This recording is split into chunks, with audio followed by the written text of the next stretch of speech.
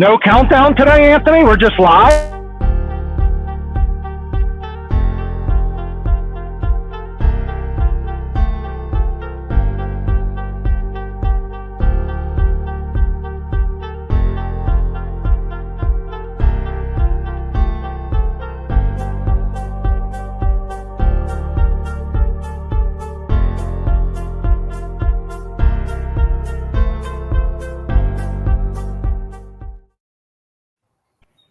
Good morning, YouTube. AM Chatter is back this morning, Tuesday, July 11th.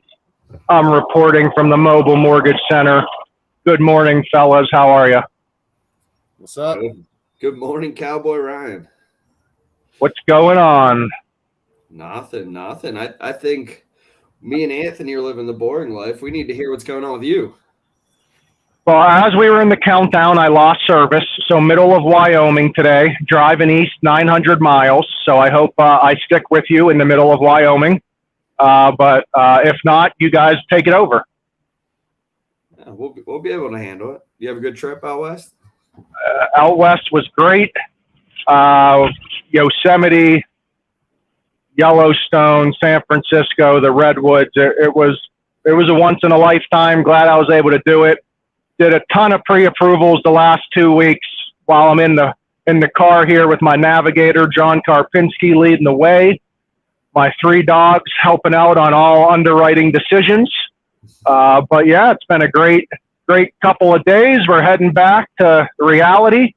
But this podcast, we're talking all pre-approval today. Yeah. You got to get pre-approved to buy a house.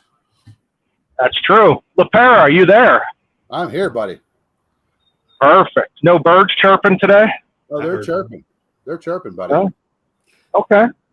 Good to hear. Yeah, boys. But hope you had a great 4th of July holiday, as all major media outlets do. We took last week off, gave a little breather, a little refresher. Now we're ready to get after it. All-Star game is today, so we're middle of summer. That's been my pinpoint for the middle of summer my entire life. So, yeah, let's get into pre-approval talk, get into summer talk, and what we're heading into. Who won the Derby last night? I did drive 14 hours yesterday. I want to say Vladdy Jr. won, maybe. I mean, I know we probably have some viewers that watched it, so chime in the comments. Let us know who won. I know some of you guys did watch it out there. Yeah, I know I did not watch, but MLB was spamming me on notifications all night long. But guys, driving the RV, it reminds me here on pre-approval.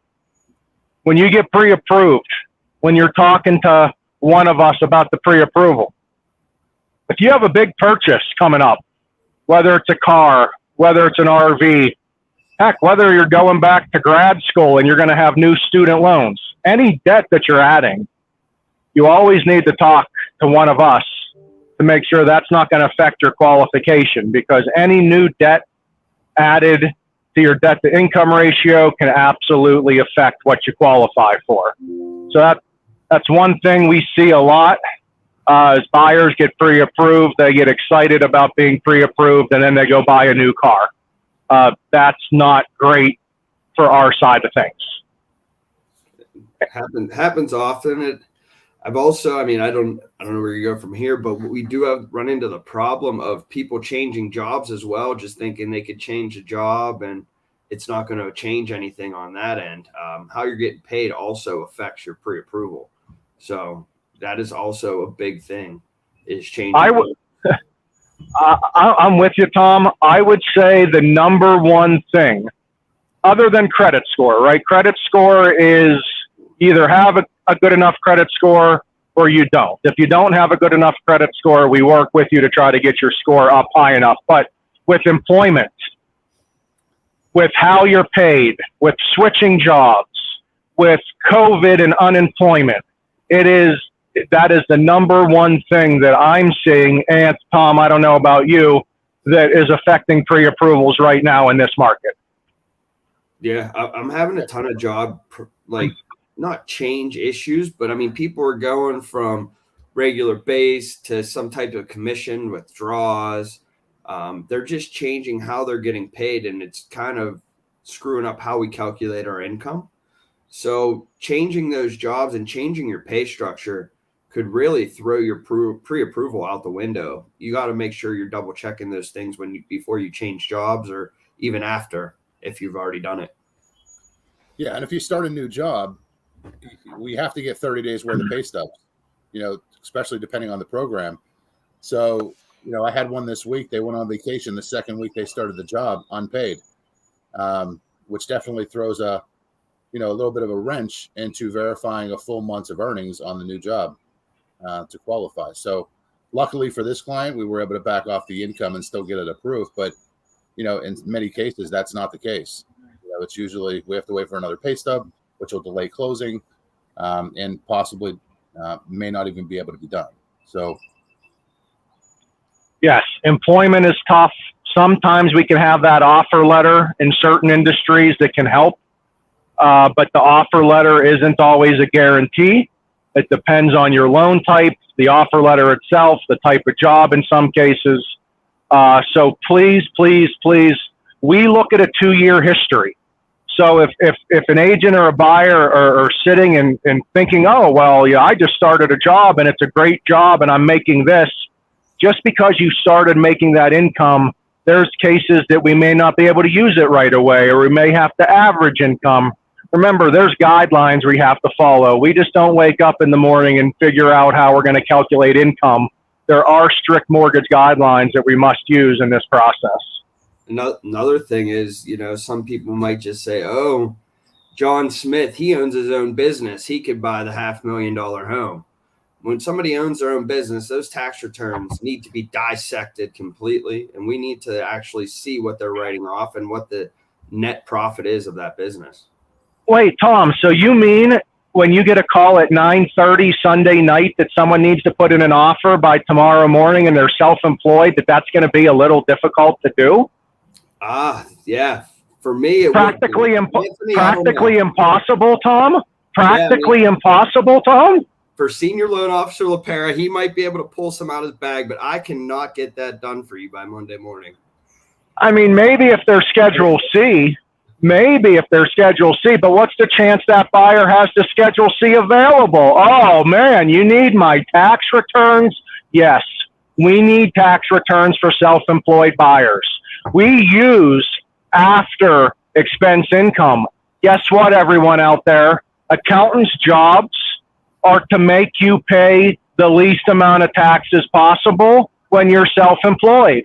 That is negative when you get a mortgage. It is time after time after time we hear real estate agents tell us, oh, this self-employed buyer, he makes $500,000 a year, and then he has $499,000 worth of expenses.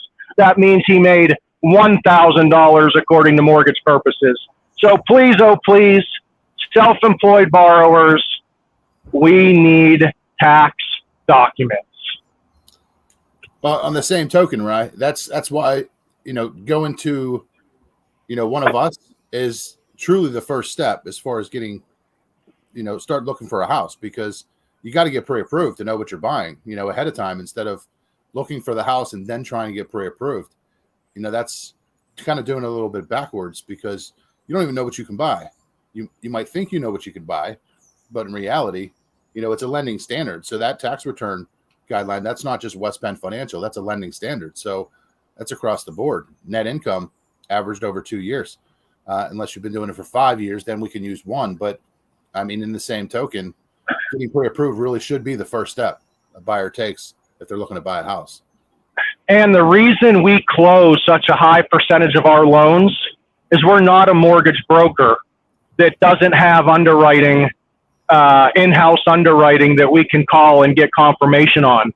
Brokers have to kind of make decisions on their own, send it to that investor, and hope that they did it right. Where if we have a question, we're going to speak to our underwriters first before we get that answer, resolved, before we get the pre-approval. I'm not just going to throw a pre-approval letter out there because someone needs something in a half hour. That's not how we do business. That's not good business. and we're going to make sure we get all answers figured out before we issue pre-approval letters. If that's not meaning we get a pre-approval done in a half hour, well, that's just not reality in some case, I would have to say. Yeah, I think that's all great info. Yeah, so I mean, I know we're preaching a little bit, but the sooner you talk to us, I mean, a credit pull is good for 120 days. So if you're in the market, there's no reason not to get your credit pulled. If you don't want to get your credit pulled, then you shouldn't be seeing houses. That's what I would explain to agents for buyers who say, I don't want my credit pulled. It's a big myth. It is not a detriment to credit. No one knows what their mortgage credit score is anyhow, because there's so many different algorithms. The mortgage world uses an algorithm that no one else uses because it's an older algorithm. Credit Karma clearly says that it uses a Vantage score algorithm. We don't use that at all in the mortgage industry. So to be honest, no one knows what their mortgage credit score is. So get your credit pulled. Good tip. That's a great tip. Right. Before we leave, I got one question for you, man. I got one question. Yeah. Yosemite, Yellowstone, Redwoods, San Francisco, Crescent City, Mount Rushmore. What was the best? Oh, what was the best? I will say the best national park is Yellowstone because it's huge. It's by far the biggest national park. It takes you literally 6 hours to drive from the East Gate to the West Gate. That's how big it is. But Yosemite is a valley. We actually drove. We were lucky enough. There's a point at Yosemite called Glacier Point. Because of the snow, it's only open on the weekends right now. So we drove 30 miles up and out of the valley to Glacier Point, and that view was unbelievable. I mean, we saw waterfalls, and I think we saw a forest fire. That made you feel like you're on top of the world. So I'd have to say Glacier Point at Yosemite was pretty awesome. But Redwoods that made my RV look like a Tonka truck in the picture was pretty cool too. So all I can say is go west if you can. Fly into Colorado or Salt Lake City or San Francisco. Rent a car. There's so much to see out here, so much space. It's crazy. So Good travel if you can, people. You don't have to leave the country. We got a beautiful one. Good tips. Good tips coming off of 4th of July weekend. Absolutely. Senior LaPera, you got anything? Are you muted? He's muted. Guy's muted. Hey, I mean, for pre-approvals, just that, I mean, we all know clients should have their stuff ready. W-2s, pay stubs, photo ID, and bank statements. And if you're that easy, 2 years tax returns. It's not rocket science. It's definitely not rocket science. But also, everyone, if anyone sees Tommy Burko out there, make sure you congratulate him on his Hall of Fame induction to Point Park. That's freaking wild. Congrats, Tom, again. That is awesome. He's going to throw that on every flyer he has in a business card, too. I told him if he doesn't put it in his signature, he's an idiot. That would be top line, HOF loan officer. I got it in my thing right here, class of 23. Wow. I mean, any mortgage documents you sign now, you're going to have to sign Tom Burko, HOF. Instead of the date, just HOF. Oh, that's good. Well, thank you guys. I appreciate it. Absolutely. Well, I got 13 hours in the car, so I'll be taking calls all day today. I'm sure you guys will be doing the same. Happy Tuesday, and I'll see you on Friday. Later, boys. See you guys. Later.